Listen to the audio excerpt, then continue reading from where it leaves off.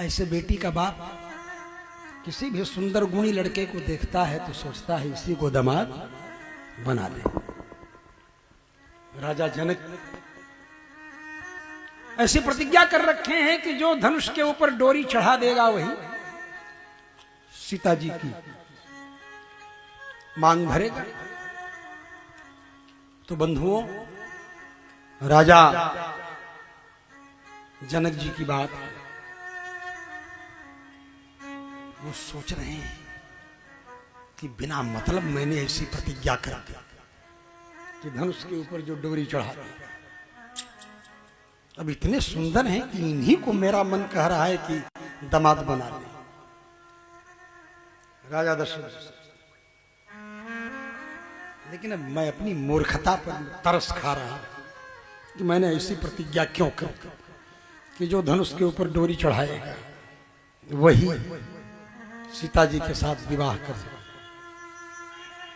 राजा जनक जी मने मन में सोचने लगे, फालतू फंड, पता नहीं कैसी मेरी बुद्धि हो गई, बुद्धि बुढ़ी हो गई, क्या हो मेरी तरह मन में सोचने लगे।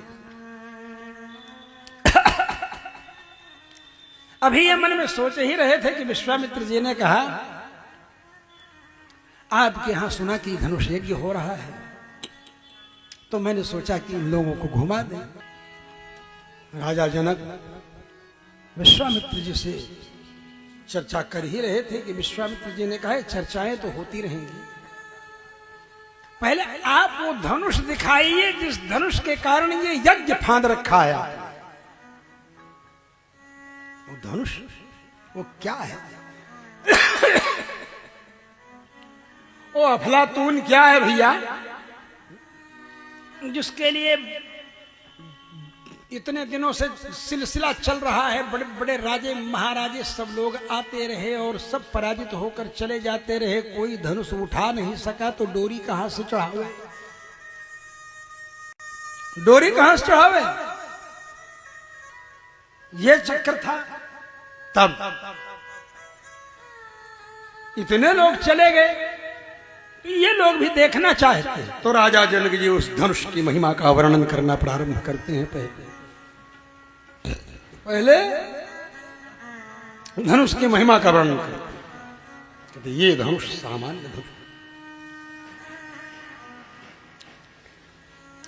श्री शिव जी में और विष्णु जी में जब एक बार देवताओं ने भिड़ा दिया और युद्ध का सौंदर्य देखने के लिए दोनों समान शस्त्र,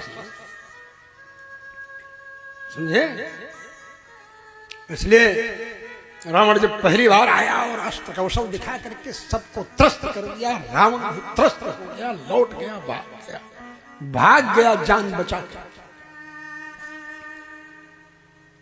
तो भगवान राम कहते हैं, एतदस्त्र बलम दिव्यम मम वा त्र्यंबकस्य वा, या ऐसा दिव्य अस्त्र का बल या तो मेरा है या त्र्यंबकस्य शिवस्य, या तो शिव जी का है, और किसी के पास नहीं। तो वो शिव जी दंगल हो और दोनों समान पहलवान हो। भगवान राम ही कह रहे हैं, अपने अवतार में उस रहस्य को खोल रहे हैं कि ये अस्त्र बल मम वा, मेरा, या त्र्यंबकस्य, त्र्यंबक कहते हैं त्र्यंबकम यजामहे सुगंधिम पुष्टिवर्धनम, शिव जी को। तो देवताओं ने सोचा ये दंगल बहुत बढ़िया होगा अगर विष्णु और शिव जी में ही युद्ध हो जाए। वाल्मीकि रामायण में यही बालकांड में लिखा है। देवताओं ने युद्ध करा दिया। युद्ध में भगवान विष्णु विजयी हो गए। अधिकम मेनिरे विष्णु, भगवान विष्णु को समझ गए कि भैया नहले पर दहले हो गए। लेकिन ये कहा जाने कि विष्णु के दिल पे क्या गुजर रही है। जीत गए हैं लेकिन जीतना चाहते नहीं थे। तो भरत जी को जैसे राम जी जिताते थे, हारो खेल जितायो हूं मोही, कहते हैं ना भरत जी वियोग में रोते हुए राम जी के कि आप खेल में खुद हार जाते थे, हमको जिता देते थे। जीतने पर मेरे मुख की चमक कैसी होगी, उस चमक को देखने के लिए ही आप मुझसे इतना लाड़ करते थे, दुलार करते थे, प्रेम करते थे कि मेरी उस विजयी मुस्कान को देखने के लिए आप जान करके भी हार जाते थे। मतलब भगवान राम हार जाते थे। ये देख, भगवान कृष्ण और बलराम जी भी जब खेलते हैं ब्रज में तो शर्त लगती है कि जो हार जाएगा वो ढोएगा। हाँ? तो वाह भगवान कृष्ण श्री रामानम पराजिता, भगवान कृष्ण हार गए और हार करके श्री दामा जी को अपनी पीठ पर ढोने लगे। तो भागवत की कथा कभी सुनोगे तो बताएंगे, अभी तो रामायण की कथा सुनो। मतलब हार जाने में सुख का अनुभव होता है। भगवान हार जाते, भरत जी को जिता देते। यहां भी ऐसा सौंदर्य है इनका, भगवान डींग नहीं हाथते,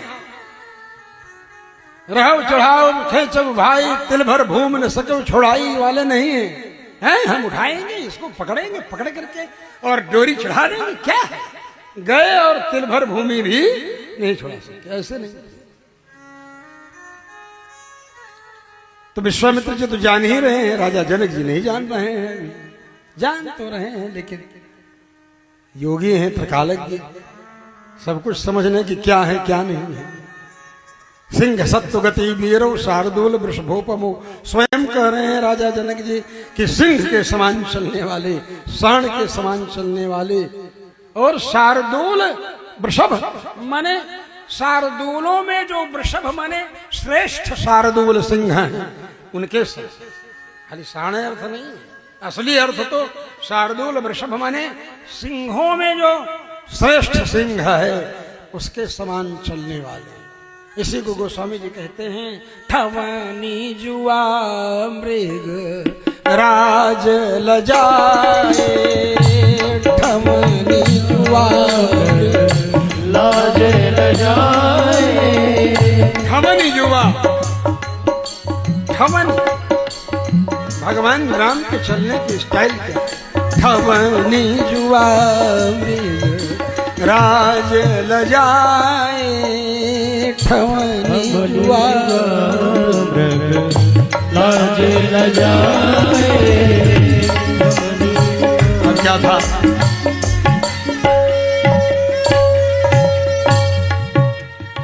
समुपस्थित यौवनों, राजा जनक जी कहते क्या है?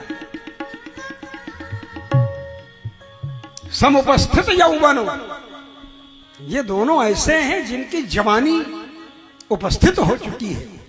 अभी 12 वर्ष के हैं तो 5 वर्ष तक तो शिशु है, और 5 वर्ष से 10 तक बालक है, और 10 से 15 तक किशोर है। तो किशोर का मतलब छुटी न शिशुता की झलक झलक्यो यौवन अंग, बिहारी जी लिखते हैं। क्या है? शिशुता की झलक अभी छूटी नहीं है और जवानी का पदार्पण हो रहा है। समुपस्थित यौवन, ये कहते हैं राजा जनक जी। इमौ कुमारौ भद्रम थे, इमौ कुमारौ कह करके कहते भद्रम थे, आपका कल्याण हो। मतलब मैं इनकी सुंदरता का वर्णन कर रहा हूं, कहीं मेरी नजर न लग जाए इनको, ये भी भाव है। लेकिन विश्वामित्र जी तो जान रहे हैं, विश्वामित्र जी कह रहे हैं कि आप वो धनुष तो दिखाओ। क्या कह रहे हैं? वो धनुष तो दिखाओ। तब ये वैभव का वर्णन करने लगे राजा जनक जी। विष्णु जी में और शिव जी में जब युद्ध हो गया और शिव जी पराजित हो गए, तो शिव जी ने वो धनुष जो पकड़ रखा था हाथ में अपने, वो धनुष दे दिया वरुण। अब वरुण जी के द्वारा ये हमको मिला हुआ है धनुष, उन्होंने हमको थाती के रूप में इसको दे दिया। ये वह धनुष है मतलब उसका वैभव वर्णन करना। अब आप लोग पढ़ेंगे तब इसका असली रहस्य मालूम होगा। मैं बार बार आप लोगों से कहता हूं कि जरूर आप लोग वाल्मीकि रामायण एक बार पढ़ जाइए, क्योंकि मैं जो सुना रहा हूं उसमें भी कुबेर कहना है, वरुण कह दूंगा, अगर मान लो तो भी तुम पढ़ोगे तो समझ लोगे, सुधार लोगे। मध्याह्न में थोड़ा भी टाइम मिल जाए, दोपहरी में काम धंधा करने के बाद, या कभी भी अपने मोबाइल में PDF वाल्मीकि रामायण का हिंदी ट्रांसलेशन सहित गीता प्रेस गोरखपुर वाला है, उसको हम ही फॉरवर्ड कर देंगे तुमको, ऐसी कोई बात नहीं है। तो उसको कम से कम 24 घंटे में 20 मिनट का समय, अरे आप तो पढ़ने लगोगे तो इतना आनंद आएगा कि कहाँ कितना समय बीत गया कुछ पता ही नहीं चलेगा। आप ऐसा रस, ऐसा आनंद, अद्भुत। अब यहां तो अभी धनुष दिखाने की बात आई। बोले ठीक है, बहुत अच्छी बात है भाई, आप आए हैं, आज ही धनुष दिखा दें, आज ही कुछ हो भी, आराम कीजिए, अभी विश्राम, आज तो विश्राम कीजिए कुछ। बोले ठीक है, कोई बात नहीं, आपकी इच्छा है तो विश्राम कर लेते हैं। मौका तो नहीं है विश्राम का, टाइम तो नहीं है, बहुत कम समय है विश्राम, लेकिन कर लेते हैं। आप जो कर रहे हैं तो विश्राम कर लेते हैं। विश्राम क्या कर, हम भी बार बार घड़ी देख रहे हैं, और जजमान भी बार बार घड़ी देख रहे हैं, क्योंकि घोड़ी तैयार है चढ़ने की। घोड़ी चढ़ी हो तो घोड़ी तैयार है तो घड़ी देखेंगे है?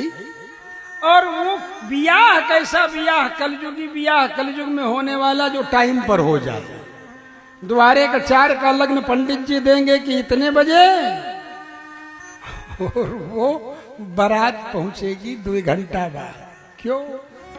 तो आइए प्रसंग पर। विश्वामित्र जी ने कहा कि दिखाइए। बोले आज आराम कर लीजिए। अब तो कथा चूंकि जोड़ना है, आप लोग सुने, रामचरितमानस वाले भी थोड़ा जोड़ दे, नहीं तो आप कहेंगे कि अभी तो फूल चुने ही नहीं, अभी तो बगीचा में देखे ही नहीं।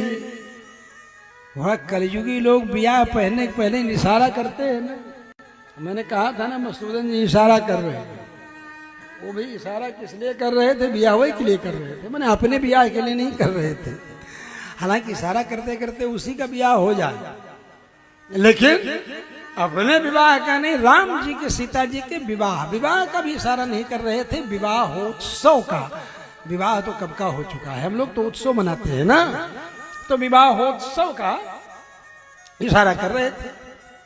भगवान श्री राम सब उत्सव कर रहे हैं। अरे धनुष कब का टूट चुका है, डोरी कब की चढ़ाने के चक्कर में टूट चुका है। अब आप कह रहे हैं अभी धनुष नहीं टूटा तो ब्याह कैसे हो जाए? राम लक्ष्मण जी जानकी जी सब कोई आ ही रहे हैं। बोले राम जानकी जी आ गए, लक्ष्मण जी को बहरिया दिए क्या? बोले अरे लक्ष्मण जी तो छोटे रहे, पगड़ी बांध के आ गए। बोले चलो कोई बात नहीं, पगड़ी बांध करके चल देते हैं ना। तो इसलिए आ गए, देखिए सामने पहुंच गए लक्ष्मण जी। लक्ष्मण जी रहेंगे तो खड़े रहेंगे, बैठेंगे, लेकिन अब सहीबाला बनेंगे तो बड़ा भाई दुल्हा बनता है, तो सहीबाला जानते हो ना, छोटा दुल्हा होता है ना दुल्हा के साथ में एक। यहाँ छोटा दुल्हा, दुल्हा की ही शादी, सब कोई सहीबाला बनने वाले नहीं। जो सहीबाला बनने के चक्कर में पड़े वही दुल्हा बन जाए। सोचो, ये योग है, ये राम जी की शादी है, राम जी का ब्याह है। कितना आपका मन है, जितना मन है वो सब इनके सौंदर्य को देख करके मोहित हो गया है। अब कहीं दूसरी जगह मन लगे ही नहीं रहा। दूसरी जगह मनवा तो तब लगे जब कहीं बचा हो मन, ना बचे नहीं है मन, भगवान के सौंदर्य में लग गया। बोले ठीक है, विश्राम किए। सवेरे गुरु जी के लिए फूल पत्ती वगैरह तोड़ना है, फूल उल तोड़ के आना है। राम जी गए हैं फूल पत्ती तोड़ने के लिए, लक्ष्मण जी को भी साथ ले गए हैं। और उधर से बगीचा में, अंतःपुर का बगीचा है, उस अंतःपुर के बगीचे में राम और लक्ष्मण जी चले गए। गए तो नहीं थे, घूमे तो नहीं थे, विश्वामित्र जी के साथ आए थे। और सोचे वो संयोग ऐसा था कि पता नहीं माली को कोई होश नहीं था कि क्या था। ऐसी सुगंध फूल की आई कि राम लक्ष्मण जी दोनों ही उसी तरफ, जिधर राम जी जाएं उधर लक्ष्मण जी भी जाएं। ऐसी पीत चंपा की सुगंध आ रही है, पीले रंग के चंपा के फूल की सुगंध आ रही है। ऐसी सुंदर सुगंध से खिंच करके भगवान श्री राघवेंद्र सरकार उसी तरफ जा रहे हैं। जिधर राम जी जाएंगे लक्ष्मण जी उसी तरफ जा रहे हैं। फूल वाली डोलची भी साथ में लिए हुए हैं। गुरु विश्वामित्र जी के दोनों ब्रह्मचारी हैं और विश्वामित्र जी के लिए फूल तोड़ने के लिए, चुनने के लिए जा रहे हैं। चंपा की खुशबू ऐसी है।